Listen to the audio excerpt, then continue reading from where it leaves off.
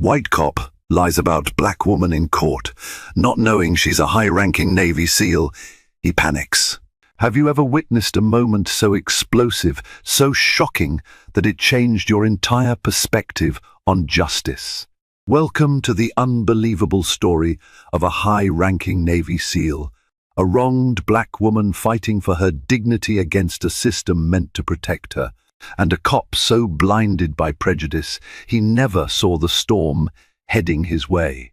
In this saga of law, honor, and secret identities, one false testimony in court ignites a firestorm of revelations. Betrayals, alliances, and dramatic twists await, culminating in ultimate karmic payback. Brace yourself for a tale that will leave you forever questioning everything. Tiana West had always carried herself with quiet confidence. Growing up in a small Virginia town near the naval station Norfolk, she learned early on that life was rarely fair, but that one must stand tall and fight for what was right. She had seen it all in her 3 decades of life, prejudice, ignorance, and the heavy weight of expectations that fell on her shoulders. The moment she decided, at the age of 17, that she would do something truly extraordinary, become a Navy SEAL, everyone told her it was impossible. A black woman passing the notoriously grueling basic underwater demolition SEAL Bud S training? Unheard of. But Tiana possessed an unwavering dedication to push boundaries and defy the odds. When she first set foot on the naval base Coronado in San Diego for Bud S, Tiana felt an electric mixture of pride and fear. She was acutely aware of her uniqueness. Not only was she among the very few women undergoing the brutal training, but also one of the even fewer people of color in that environment. Surviving that program demanded a different breed of resilience physically, mentally, and emotionally. Yet, Tiana refused to let the stares, whispers, and open skepticism of her male counterparts unnerve her. She took every obstacle as a personal challenge, forging a reputation as a no-nonsense candidate who never quit. It was in the cold surf and relentless sand of Coronado Beach that Tiana found her true calling. She learned to expect the unexpected, adopt a mindset of total discipline, and treat the motto, "The only easy day was yesterday," as a way of life. In the face of adversity, her determination only grew. Over time, even the most hardened instructors learned to respect her stamina, level-headedness, and cunning approach to problem-solving. By the end of her training, Tiana not only earned the coveted trident, symbol of a Navy SEAL, but also became a legend in the making, a testament to perseverance for those who'd come after her. She rose through the ranks swiftly, her expertise ranging from close quarters combat to high-stakes intelligence operations. Whenever her commanding officers needed a calm, strategic mind to lead difficult missions, Tiana's name was on the shortlist. From time to time, she'd be deployed to the far corners of the world, carrying out operations shrouded in secrecy. Her credentials glistened with a dozen commendations, but she mostly kept a low profile, reluctant to attract too much attention. A life in the shadows was second nature to her, ensuring that even people in her hometown barely knew what she truly did for a living. It was a drizzly Wednesday afternoon when Tiana found herself back in Virginia on a rare break from active duty.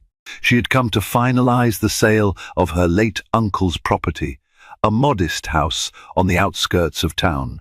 Bureaucracy was not something she enjoyed, but the responsibilities of family had always been important to her.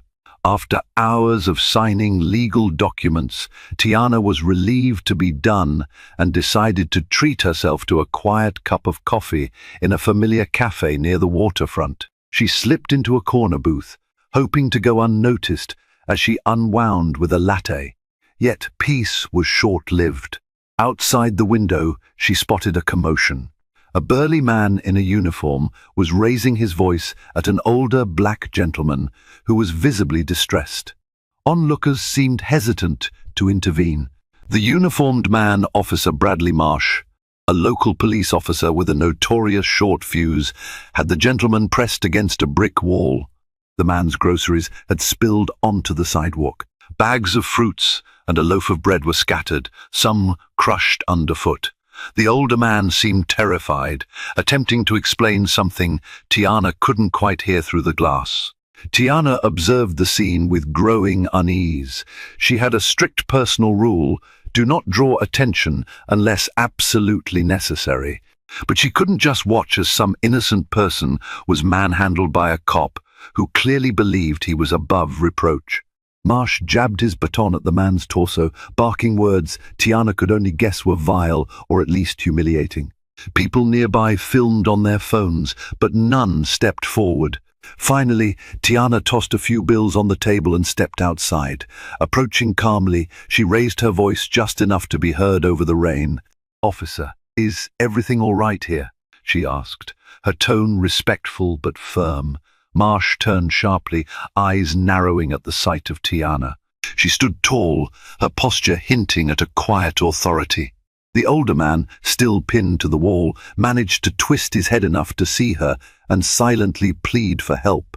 Marsh's lip curled with disdain as he sized her up. She was fit, with an athletic build, but he seemed to have no idea that beneath her civilian attire hid a warrior's discipline. His initial reaction was to brand her yet another meddling bystander, something he clearly detested. "Move along, lady. This is official police business," he snapped. His words dripped with condescension, as though he were speaking to a child who couldn't comprehend adult affairs. Tiana took a subtle breath, controlling the spark of anger threatening to flare within her. She was well aware of police protocol, having worked side by side with local law enforcement in various domestic operations. "I understand," she replied calmly, "but it looks like the gentleman needs medical attention." "Are you sure there's no misunderstanding?" Marsh's response was as swift as it was harsh. He released the older man, who nearly collapsed to the ground, and turned his focus entirely on Tiana. "Misunderstanding? You a lawyer or something?" The venom in his tone was unmistakable. "Maybe you should mind your own business before you become part of the problem." The older gentleman, catching his breath, took the opportunity to scurry away. Tiana glanced at him to ensure he was safe. Marsh interpreted her concern as a personal affront. He lunged forward, jabbing a finger in Tiana's face. "I said back off." Tiana's training kicked in. She didn't step back or cower. Instead, she gently pushed his hand aside to create a boundary, an act that only served to enrage him further. He barked into his radio for backup, describing her in disconcertingly aggressive terms: possible assailant, resisting police orders, refusing to disperse. Tiana's stomach churned. She knew how quickly a situation like this could escalate, especially when an officer weaponized his authority. But she remained composed. She'd navigated infinitely more volatile scenarios in her covert missions abroad. Within minutes, another squad car pulled up. Officer Ronald Gibbs and Officer Lisa Carter emerged, scanning the scene with a mixture of confusion and caution. Marsh yelled to them about how Tiana had interfered with an arrest and became aggressive. Tiana resisted the urge to roll her eyes. Marsh's twisted narrative was taking shape right there on the sidewalk, but Tiana couldn't risk a physical altercation. She carefully raised her hands, palms outward, showing she posed no threat. "I'm just trying to help," she said. "He was—" "Shut up," Marsh cut her off, spittle flying from his mouth. Gibbs shot Marsh a concerned look, as though silently questioning the older cop's judgment, but he didn't speak out. Carter hesitated, taking a small step toward Tiana as though she might actually listen to her side. But Marsh quickly barked at Carter to stand down. The tension was palpable. Bystanders filmed everything, murmuring among themselves. Some recognized Tiana from her teenage years. She had been the star athlete in the local high school track team, but no one seemed to know about her more recent, extraordinary life. Tiana realized that revealing her Navy SEAL status here and now might complicate matters further. She decided to remain silent about her occupation, wanting to defuse the situation without resorting to pulling rank or overshadowing local police authority. But Marsh had other plans. With a theatrical flourish, he declared Tiana under arrest for obstruction of justice, cuffing her roughly. Carter and Gibbs exchanged glances again, but followed Marsh's lead. The surrounding onlookers gasped in dismay. Tiana winced slightly at the metal biting into her wrists, but she kept her composure, offering no resistance. After all, if there was one thing she knew, it was how to handle being in physically vulnerable positions. SEAL training had included countless hours in captivity simulations. She knew she could weather whatever came next. The ride to the station was tense and claustrophobic. Marsh insisted on driving, while Carter sat stiffly next to Tiana in the back seat. The drizzle outside turned into a downpour, and the sound of rain pelting the cruiser's roof filled the silence. Tiana felt the cold metal of the cuffs against her skin and the oppressive weight of injustice pressing down on her.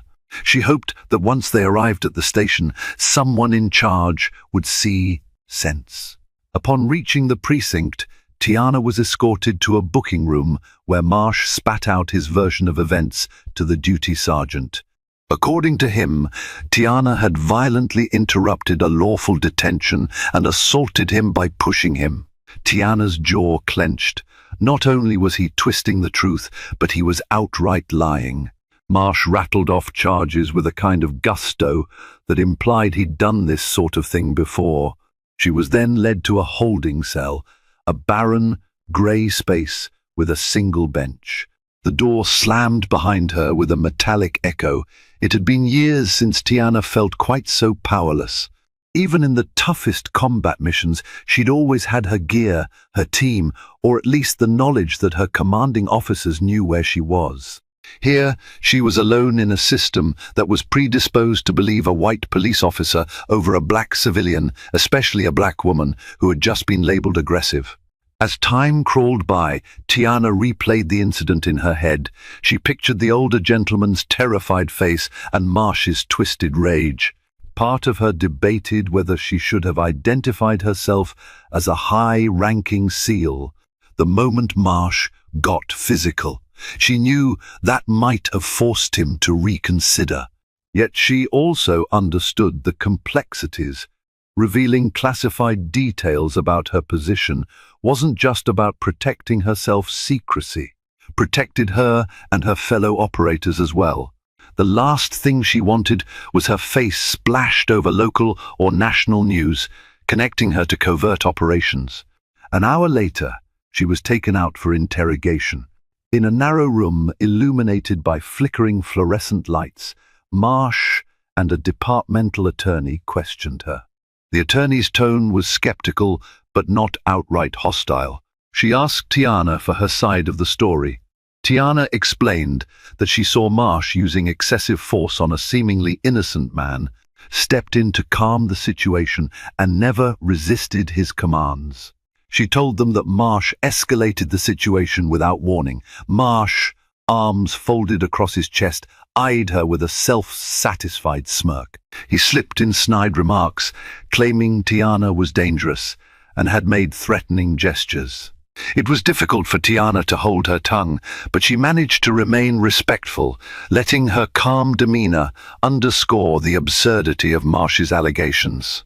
The departmental attorney scribbled notes on a yellow legal pad and asked Tiana to wait outside as she conferred with Marsh. Before Tiana was escorted out, Marsh leaned in, whispered something vile under his breath, something about knowing her place. The hairs on the back of Tiana's neck bristled, but she mentally repeated the discipline. Mantras she learned from her SEAL training: keep your cool, watch for the opening, operate with precision. While Tiana waited under guard near the interrogation room, a short, bespectacled man in a rumpled suit approached her. He introduced himself as Marcus Riley, a public defender assigned to her case. "I'm on your side," he said, his voice tinged with genuine concern. He apologized for the incompetent system that had landed her in this situation and promised to do everything possible to have the charges dropped quickly. Tiana studied him carefully. The lines on his face suggested a long history of battling in the trenches of the legal system. He seemed sincere, if overworked. "I appreciate it," she told him simply. She still had the option to call Navy JAG Judge, Advocate General, or a private attorney. But for now, she wanted to see how this situation played out. If it could be resolved quietly and fairly, all the better. She handed Marcus a card with the phone number of a contact at Naval Base Coronado, instructing him to reach out if things escalated. Moments later, the departmental attorney re-emerged, announcing that Tiana was to be formally booked for obstruction of justice and resisting arrest. This was a blow she had hoped the attorney, upon hearing her account, might dismiss the charges. Instead, it seemed Marsh's version prevailed, at least for the moment. Tiana could see the flicker of disappointment in Marcus's eyes. He immediately objected, stating that Tiana had not resisted in any physical manner. The attorney, giving a non-committal shrug, simply said it would be decided in court. So, Tiana was forced through the humiliating motions, fingerprinting, mugshots, and preliminary paperwork. The entire process felt surreal, like a bizarre dream where she was cast as the villain. As a SEAL, Tiana had faced life and death scenarios that would leave most people trembling, but this new battlefield, a fight for her civil liberty in a flawed justice system, felt unsettlingly personal.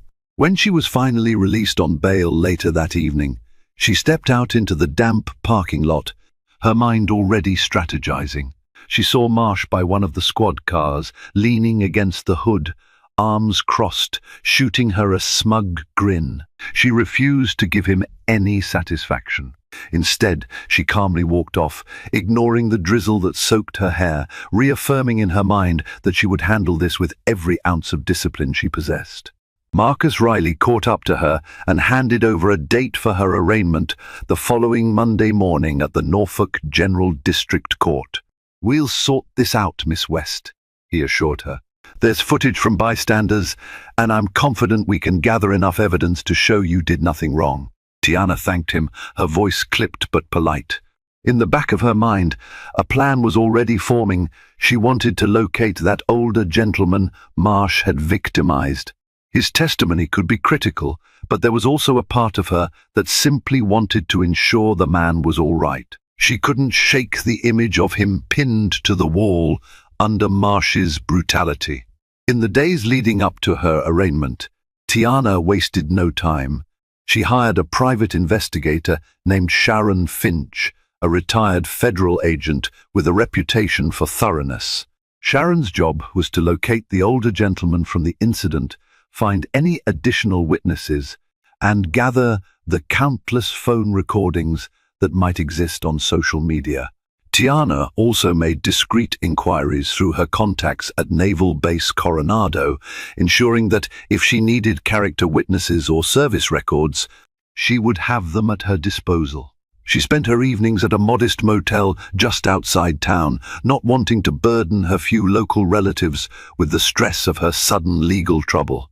Every day, she woke up early, ran 5 miles to clear her head, then tackled the day's agenda: meetings with Marcus, updates from Sharon, visits to local shops to ask if anyone saw the altercation from a better vantage point. Bit by bit, the puzzle pieces started coming together. Sharon managed to track down the older man Franklin Hayes, a retired shipyard worker in his 70s who had a minor hearing impairment. Hayes, it turned out, was deeply shaken by the encounter, so much so that he had stayed indoors ever since, worried the police would come after him. When Sharon spoke with him, he recounted the event in clear, heartbreaking detail. Marsh had initially stopped him for acting suspiciously, an excuse Hayes recognized as racially motivated nonsense. When Hayes tried to explain he was just returning from the grocery store, Marsh escalated and pressed him against the wall, calling him slurs under his breath. Tiana arranged to meet Hayes in person, wanting to reassure him he wasn't alone. She found him in a small, cluttered living room, his cane propped against the sofa. He was soft-spoken and polite, offering Tiana tea the moment she walked in. She accepted, noticing the slight tremor in his hands. "Why would he do that to me?" Hayes asked, voice trembling with a mixture of fear and anger. "I served this country too, you know. In the army, years ago." Tiana listened quietly, empathizing with the man's bewilderment and pain. She expressed her gratitude that he was willing to share his story, explaining that his testimony could be pivotal in proving the truth.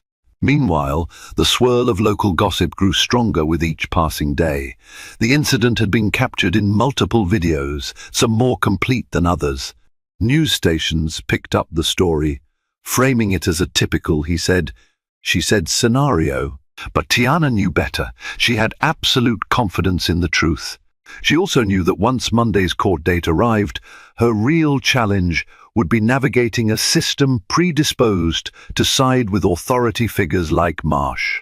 By the time Monday morning arrived, Tiana had her evidence meticulously organized. Marcus, though a busy public defender, was both relieved and impressed by her initiative.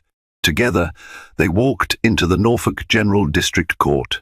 The old, imposing building had once inspired Tiana as a symbol of justice when she was a child on school field trips. Now it felt more like a crucible she had to endure. Inside, the buzz of lawyers, defendants, and clerks filled the corridors. Marsh was there, flanked by the departmental attorney and a cluster of uniformed officers who eyed Tiana with disdain. A murmur spread through the crowd. Many recognized Tiana from the local news coverage, but none truly grasped her background. She looked composed, wearing a simple black blazer, her hair neatly tied back. If she was nervous, she gave no sign. The hearing began promptly. A stern-faced judge presided, setting a matter-of-fact tone. Marsh testified first, recounting his fabricated story that Tiana had intervened in his attempt to question a potentially dangerous suspect, had pushed him, and refused to comply with lawful orders. He painted her as belligerent, physically confrontational, and claimed he'd feared for his safety.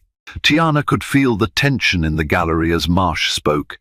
His practiced delivery suggested he had lied on the stand before and gotten away with it. Next came Tiana's turn. Marcus guided her through her version of events, ensuring she explained clearly how she had simply tried to defuse the situation. She pointed out that it was Marsh who initiated contact and that she never became aggressive. Video evidence supported her stance, although some clips were partial. Then Franklin Hayes took the stand. His testimony was heartfelt, describing how Tiana had calmly asked Marsh to stop hurting him and how she never used force, never threatened the officer. It was a powerful moment, one that caused a visible ripple in the courtroom. But the biggest surprise came when Marcus introduced a crucial piece of video footage from a bystander who had remained out of frame in most recordings. This footage showed Marsh's entire interaction with Hayes, as well as Tiana's attempt to intervene. It was the most damning evidence yet, capturing Marsh insulting Hayes and pushing Tiana, rather than the other way around.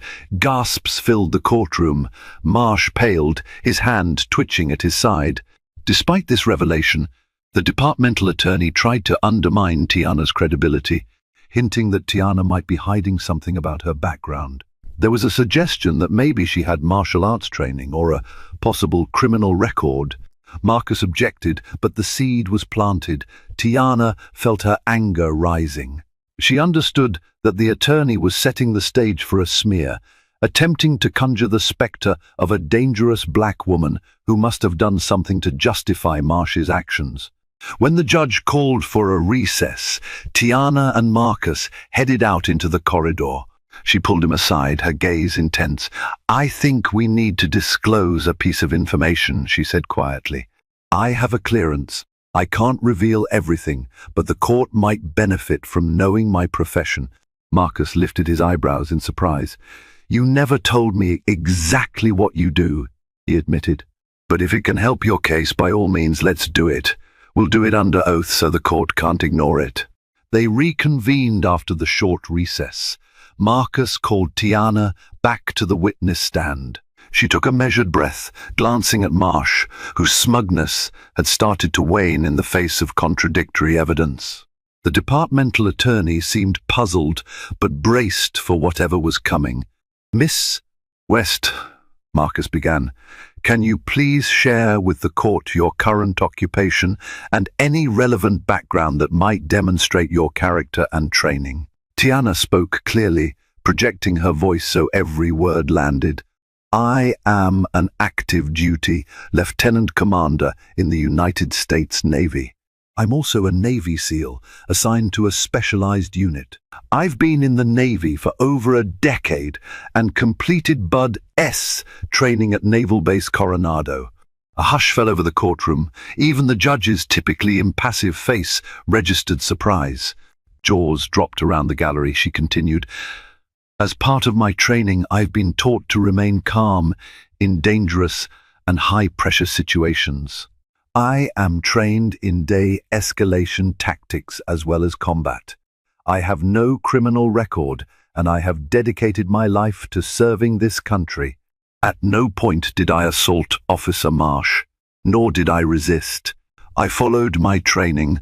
I attempted to end a potential harm to a civilian in a non-violent manner." The judge leaned forward, clearly intrigued and somewhat taken aback. The reaction from the onlookers was more dramatic. Some whispered that Tiana didn't look like a Navy SEAL, a sentiment that made her bristle internally, though she had grown used to such remarks over the years. Others looked at Marsh with newfound skepticism, perhaps wondering if he realized how utterly foolish it was to lie about a woman who was trained to maintain calm under extremes. Marsh's face was a mosaic of conflicting emotions: astonishment, rage, and fear.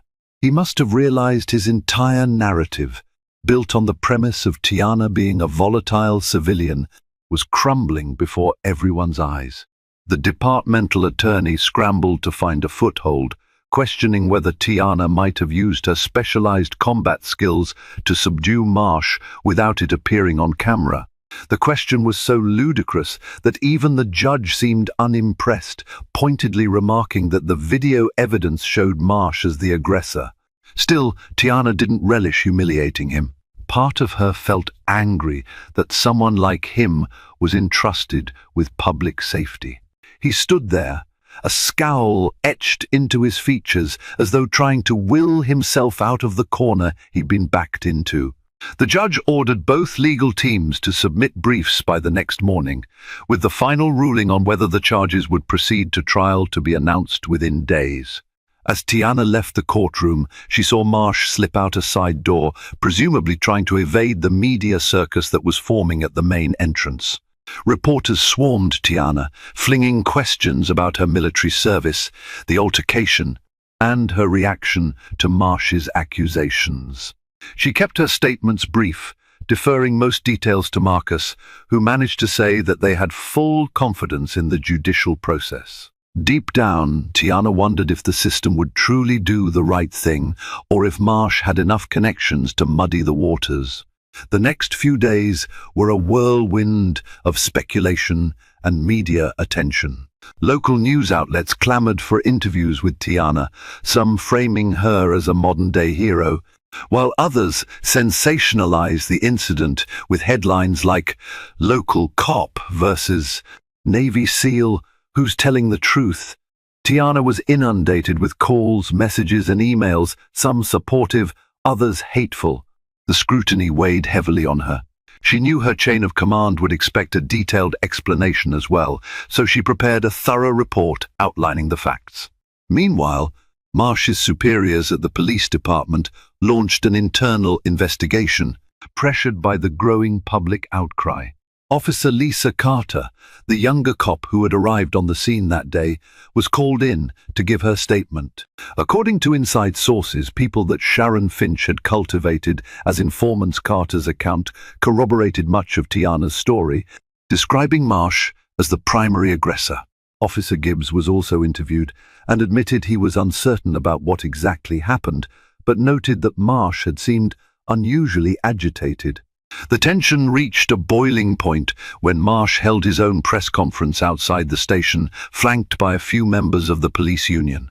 He claimed that he feared for his life upon encountering Tiana, citing her unknown combat skills and saying the body cam footage was inconclusive. To Tiana's dismay, he doubled down on his lies, painting himself as a victim of a system that had turned against law enforcement. But Tiana wasn't without allies. The local NAACP chapter condemned Marsh's actions, citing the bystander videos and Tiana's impeccable service record. Several veterans groups voiced their support for Tiana, praising her bravery both on and off the battlefield. The final piece of the puzzle arrived when Tiana's commanding officer at Naval Base Coronado released a public statement of solidarity, emphasizing Tiana's outstanding record and personal integrity. That statement carried significant weight. It wasn't every day that a commanding officer publicly defended one of their own in a civilian legal matter. As the scheduled day for the judge's decision approached, Tiana found herself oscillating between hope and fear. She believed she had a strong case, but she was all too aware of how unpredictable court rulings could be, especially in cases where systemic biases came into play. On the morning of the hearing, Tiana dressed in her official Navy uniform, an option she didn't initially plan on, but one Marcus encouraged. "It'll remind the court that you are, indeed, who you say you are," he reasoned. At the courthouse, the atmosphere was electric. Protesters lined the steps, some holding signs demanding justice for Tiana, others proclaiming their unwavering support for the police. News vans surrounded the area, cameras capturing every angle. Inside, Tiana sat quietly next to Marcus, ignoring the swirl of chatter, her posture as steady as if she were awaiting a mission briefing. The judge, the Honorable Carolyn Davenport, was known for her no-nonsense demeanor. She entered the courtroom and immediately called for order. She read from a prepared statement, carefully articulating her words so no one could misinterpret. After reviewing the sworn testimony, video evidence, and relevant legal arguments, I find that the evidence overwhelmingly suggests that the charges brought against Miss Tiana West were based on false premises, she declared.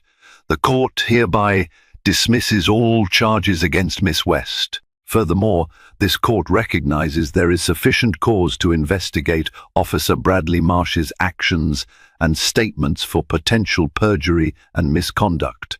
A tidal wave of reactions swept through the courtroom.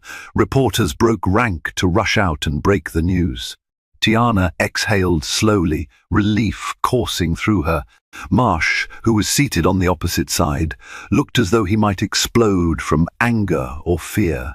The departmental attorney stiffened, her posture betraying that she had not anticipated such a decisive statement from the judge. Marcus gently patted Tiana on the shoulder, whispering, "Congratulations, Lieutenant Commander." She nodded, her gratitude to him immense. But it wasn't just about her. Franklin Hayes, seated a few rows behind, gave a small smile, as if to say, "Finally, some justice." Tiana made a mental note to personally thank him and every other person who stood by her. As the gavel banged, the judge rose and left, not wanting to linger in the media frenzy that was about to unfold. Tiana followed Marcus toward the door. Cameras flashed in her face, microphones shoved forward, a cacophony of voices shouting questions. She paused briefly, stating, "I'm thankful the court saw the truth. I trust the justice system to hold any misconduct accountable." While the dismissal of charges was a victory, Tiana knew the battle wasn't entirely over. An internal affairs probe would follow. Marsh, in a moment of panic, might attempt damage control or lash out further. As Tiana stepped into the corridor, she caught a glimpse of him slinking away, his face contorted with a mixture of humiliation and rage. He did not approach her, but his glare spoke volumes. He was a cornered animal, capable of anything. In the days that followed, a full-scale internal affairs IA investigation was launched into Marsh's actions. Witness statements, body cam footage, and official reports were scrutinized. The local chief of police, under pressure from city officials and public opinion, placed Marsh on administrative leave pending the investigation's outcome. Marsh's friends in the department closed ranks around him, claiming he was being railroaded, while others distanced themselves, privately admitting that Marsh had a long history of complaints from civilians, most of which never amounted to formal action. Tiana tried to return to some semblance of normalcy. She was anxious to wrap up her uncle's estate matters and fly back to her duty station, but each passing day brought new revelations and demands. She received calls from other victims, mostly people of color, who claimed Marsh had harassed them as well. While she felt a moral obligation to listen and help, the weight of it all was overwhelming. She wasn't a lawyer or an activist, yet her name had become synonymous with exposing police misconduct in the area. Meanwhile, her chain of command at Naval Base Coronado advised her to stay until everything was resolved. They supported her, but wanted to ensure no further surprises compromised her record or her ability to serve. Tiana understood their caution. The Navy prized discipline and a clean reputation for its SEALs. This entire fiasco could have been a career ender if the court had ruled differently. Sharon Finch, the private investigator, uncovered more damning information. Marsh had a pattern of filing charges against individuals who questioned his conduct. He'd lost a lawsuit a few years back for wrongful detention, settled out of court. While some in the department defended him as a tough but fair cop, the consistent theme was his hostility toward people of color, particularly those who stood up to him. As the IA investigation reached its final stage, the prosecutor's office announced that Marsh would face perjury charges for lying under oath. This was a rare move, sending shockwaves through the police community. Marsh, apparently in a desperate bid to avoid the consequences, tried to strike a deal with the prosecutor. Part of the alleged bargain involved him resigning from the force and providing information on other potential misconduct in the department. The details were unclear, but it signaled that Marsh was trying to save himself at any cost. Tiana watched from the sidelines, torn between a sense of vindication and a profound sorrow that the system allowed someone like Marsh to continue for so long. She wondered about all the unknown victims who never got a day in court, who might have pleaded guilty to lesser charges simply out of fear or financial constraints. The entire ordeal rekindled her commitment to fairness and protecting those who couldn't protect themselves. Being a SEAL wasn't just about fighting wars overseas. It also meant upholding the values of integrity and justice at home. 2 weeks later, Tiana's phone buzzed with an unfamiliar number. On the other end was a trembling voice, Officer Lisa Carter. She asked if Tiana could meet her at a nearby diner. Concerned, Tiana agreed. She found Carter in a corner booth, wearing civilian clothes, her eyes darting nervously around as if she expected someone to leap out at her. "I don't have much time," Carter began, leaning in. "I just wanted to say I'm sorry I froze that day. I know I should have intervened, or at least spoken up sooner." She stared at the table, her guilt evident. "I've been questioned by internal affairs. I told them everything, how Marsh acted and how you never raised a hand against him." Tiana placed a reassuring hand on Carter's wrist. "You did the right thing by telling the truth eventually. The culture in a police department can be complicated." "I understand." She meant it. She had seen enough hierarchical organizations to know how easily fear of retaliation could silence even well-intentioned people. Carter fidgeted with a paper napkin. I joined the force to help my community. But after seeing Marsh get away with intimidation for so long, I started to think maybe this was just how things worked. Her voice cracked. I'm not proud of that. But seeing you in court, standing your ground, that made me realize I can't just stand by and let bad cops ruin everything. Tiana nodded, empathy filling her eyes. Thank you for telling me. I know it couldn't have been easy. She offered a small smile, one soldier to another, though they wore different uniforms. Stay strong. You have the power to create the kind of policing your community deserves. Maybe this will mark a turning point. They parted ways on amicable terms. Tiana sensed Carter was determined to be part of a reform effort, and Tiana hoped this was more than a fleeting moment of remorse, that something genuinely transformative would follow in the department. Days later, the perjury hearing against Marsh commenced.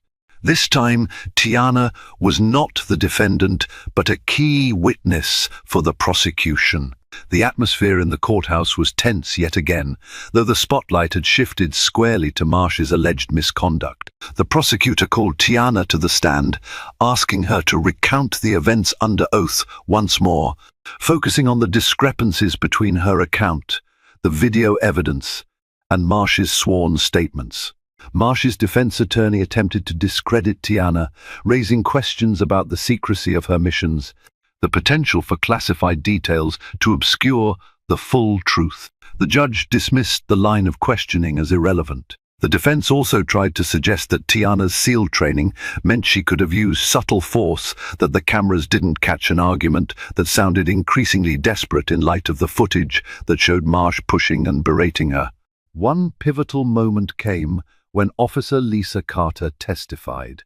She admitted she had initially hesitated to contradict Marsh's statements, but eventually told the truth in her internal affairs interview.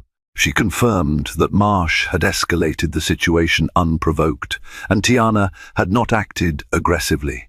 The prosecution presented internal memos from the police department, showing that Marsh had been warned about his conduct several times in the past. With the evidence piling up, Marsh's defense lawyer advised him to consider a plea bargain. Marsh, however, was stubbornly holding on to his narrative.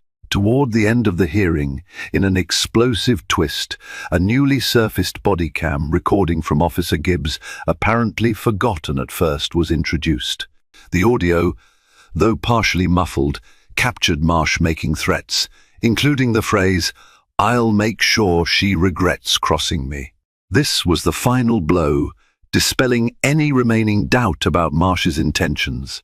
As the proceedings drew to a close, the judge indicated there was more than enough to move forward with a trial. Marsh's face was ashen, his bravado drained. In the hallway afterward, he lashed out at reporters, yelling that he was being framed. His police union representatives did their best to shield him from the barrage of questions. But the writing was on the wall.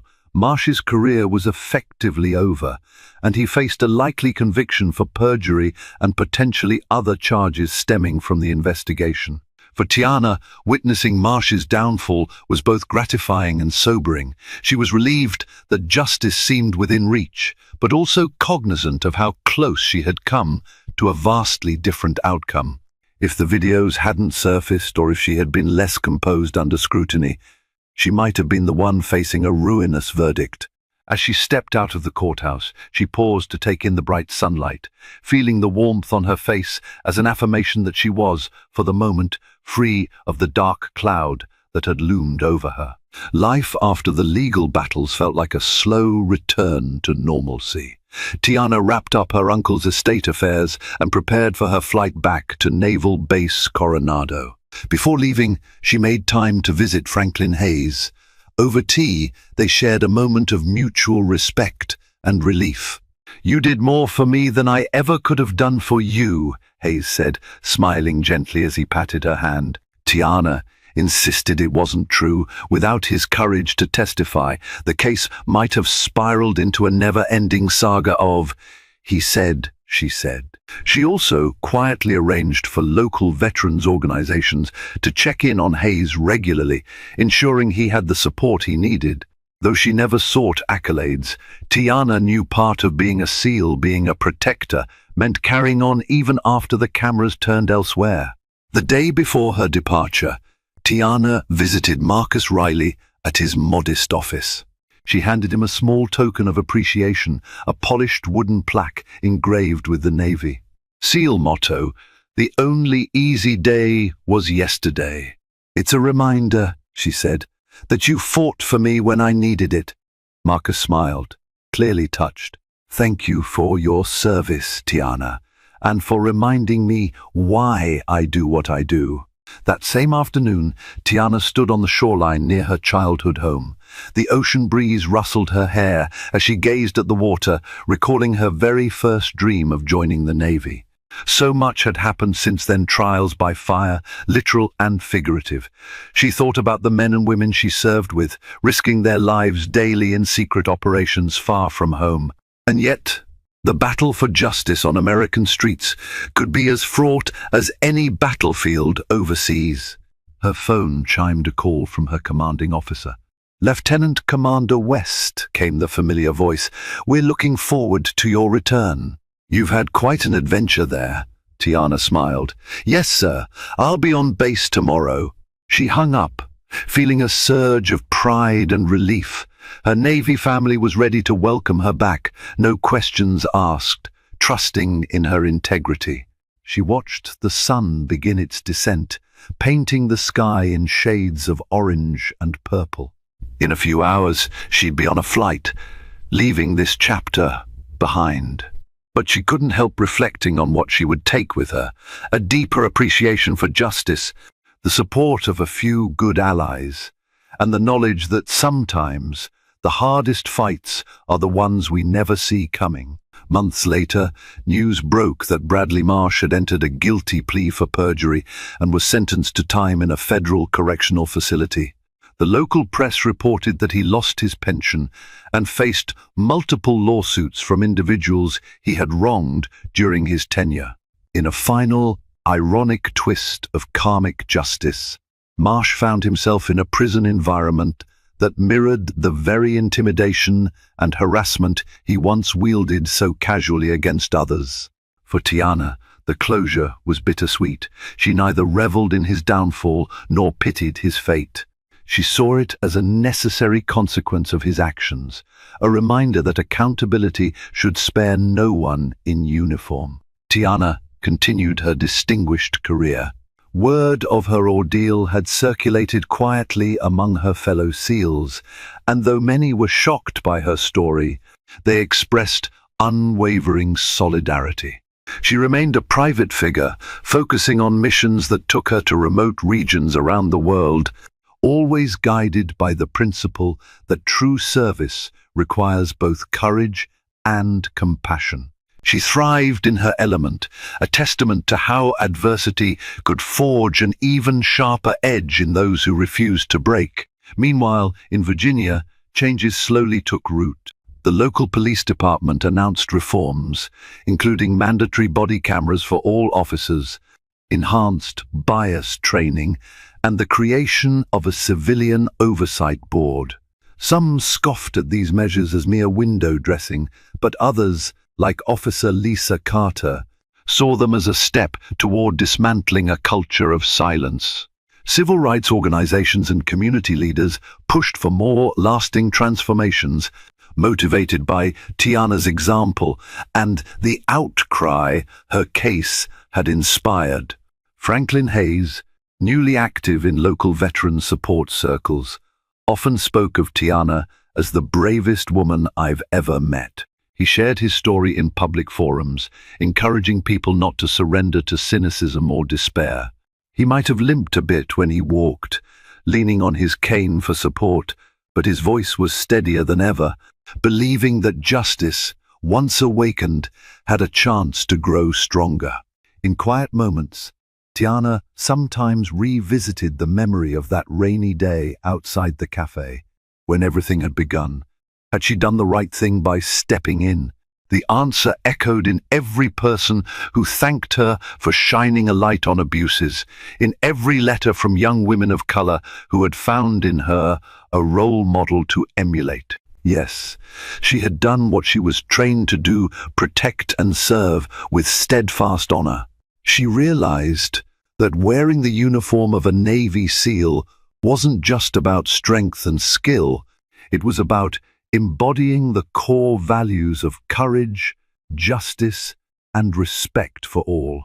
And so her story became a quiet legend, retold in hushed tones among those who needed a reminder that even against the most daunting odds, truth could prevail.